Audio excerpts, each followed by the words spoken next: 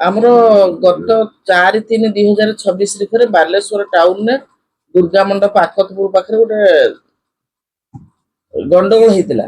ତ ସେଇ ଗଣ୍ଡଗୋଳରେ ଗୋଟେ ହାର୍ଡକୋର କ୍ରିମିନାଲ ଅଛି, ତା ନାଁ ହଉଛି ଛୋଟୁ ଓରଫ କିତିଶ କୁମାର ଦାସ। ସେ ତାର ସହଯୋଗୀ ମାନଙ୍କ ସହିତ ମିଶି ଗୋଟେ ସୁରଜ କୁମାର ବେହେରା ବୋଲି ଗୋଟେ ପିଲାକୁ ମରଣାନ୍ତକ ଆକ୍ରମଣ କରିଥିଲା, ଯିଏକି ପରବର୍ତ୍ତୀ ସମୟରେ ସେଦିନ ଡେଥ୍ କରି ଯାଇଥିଲା।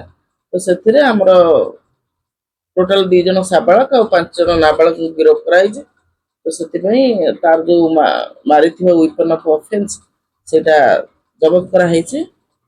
ସେଥିପାଇଁ ଘଟଣା କଣ କାହିଁକି ଏଇ ଯୋଉ ପିଲାକୁ ହତ୍ୟା କରାଗଲା ସୁରଜ ବେହେରା, ସେ ତାଙ୍କ ସାଙ୍ଗମାନଙ୍କ ସହିତ ସେଠି ହୋଲି ଖେଳୁଥିଲେ। ତ ଏଇ ଯୋଉ କଲଫ୍ରିକ୍ଟଟା ସେ ଆଗରୁ ବଦମାସଟା, ତାଙ୍କର ପୂର୍ବ ଶତ୍ରୁତା ଥିଲା, ସେ ସମସ୍ତଙ୍କୁ ଲାଗେ ଛୋଟୁ। ତ ଛୋଟୁ କଣ କରିଛି, ତାର ସାଙ୍ଗମାନଙ୍କ ସହିତ ସେଇପଟେ ବୁଲି ବୁଲି ଚକ୍କର କାଟିଛି ଆଉ ତାଙ୍କୁ ଇନଷ୍ଟିଗେଟ୍ କରିଛି। ତ ଏମାନେ ତାକୁ ଯେହେତୁ ବିରୋଧ କରିଛନ୍ତି, ସେ ସେତେବେଳେ ତାର ସାଙ୍ଗମାନଙ୍କୁ ଧରି ଏଇ ସୁରଜକୁ ମରଣାନ୍ତକ ଆକ୍ରମଣ କରିଛନ୍ତି। ବର୍ତ୍ତମାନ କଣ କେତେ ଜଣଙ୍କ ସମ୍ପୃକ୍ତି ଥିଲା ଆଉ କାହାକୁ ବର୍ତ୍ତମାନ 5 ଜଣ ନାବାଳିକ ଆଉ 2 ଜଣ ସାବାଳିକ ଯାହାଙ୍କର ସମ୍ପୃକ୍ତି ଥିଲା ସମସ୍ତଙ୍କୁ ଡିଟେନ୍ କରାହେଇଛି। ନାବାଳିକ ମାନଙ୍କୁ ଆଉ ସାବାଳିକ ମାନଙ୍କୁ ଗିରଫ କରାହେଇଛି, ତାଙ୍କୁ କୋର୍ଟ ଫରୱାର୍ଡ କରାହେବ। ଏମାନଙ୍କ ଭିତରୁ ପୂର୍ବରୁ କାହା ନାଁରେ କିଛି ମାମଲା ରହିଛି କି?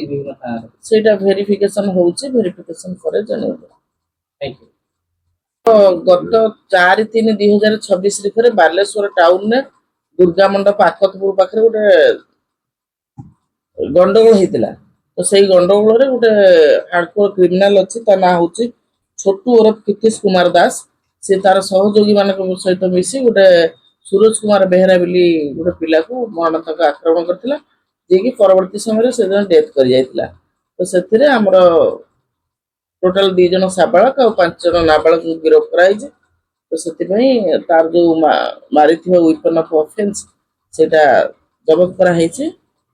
ସେଥିପାଇଁ ଘଟଣା କଣ କାହିଁକି ଏଇ ଯୋଉ ପିଲାକୁ ହତ୍ୟା କରାଗଲା ସୁରଜ ବେହେରା, ସେ ତାଙ୍କ ସାଙ୍ଗମାନଙ୍କ ସହିତ ସେଠି ହୋଲି ଖେଳୁଥିଲେ। ତ ଏଇ ଯୋଉ କଲଫ୍ରିକ୍ଟଟା ସେ ଆଗରୁ ବଦମାସଟା, ତାଙ୍କର ପୂର୍ବ ଶତ୍ରୁତା ଥିଲା, ସେ ସମସ୍ତଙ୍କୁ ଲାଗେ ଛୋଟୁ। ତ ଛୋଟୁ କଣ କରିଛି, ତାର ସାଙ୍ଗମାନଙ୍କ ସହିତ ସେଇପଟେ ବୁଲି ବୁଲି ଚକ୍କର କାଟିଛି ଆଉ ତାଙ୍କୁ ଇନଷ୍ଟିଗେଟ୍ କରିଛି। ତ ଏମାନେ ତାକୁ ଯେହେତୁ ବିରୋଧ କରିଛନ୍ତି, ସେ ସେତେବେଳେ ତାର ସାଙ୍ଗମାନଙ୍କୁ ଧରି ଏଇ ସୁରଜକୁ ମରଣାନ୍ତକ ଆକ୍ରମଣ କରିଛନ୍ତି।